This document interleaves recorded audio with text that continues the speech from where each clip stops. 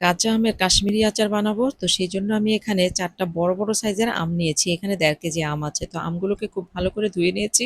আর তারপরে পিলার দিয়ে ছুলে নিলাম। আর এখন আমগুলোকে এখানে এভাবে কেটে টুকরো, টুকরো করে নিয়েছি, আটিটা ছাড়িয়ে নিচ্ছি।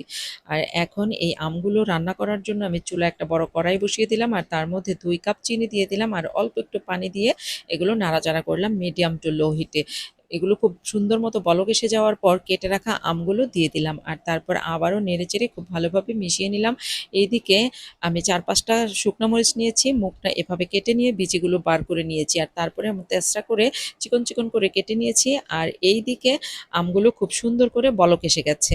কিছুক্ষণ রান্না করার পর সেই কেটে নেওয়া শুকনো মরিচগুলো দিয়ে দিলাম। তারপর আবারও নেড়েচেড়ে নিয়ে কিছুক্ষণ রান্না করলাম। এখন ২ টেবিল চামচ ভিনেগার দিয়ে আরও কিছুক্ষণ রান্না করে নিলাম। যখন এটা একটু আঠালো, আঠালো হয়ে আসবে, তখন রান্নাটা একদম শেষ হয়ে গেছে। ঠান্ডা হওয়ার পর যেকোনো ধরনের কাচের বয়মে সংরক্ষণ করা যাবে ৬ মাস থেকে ১ বছর পর্যন্ত। আপনারাও বাসায় বানাতে পারেন।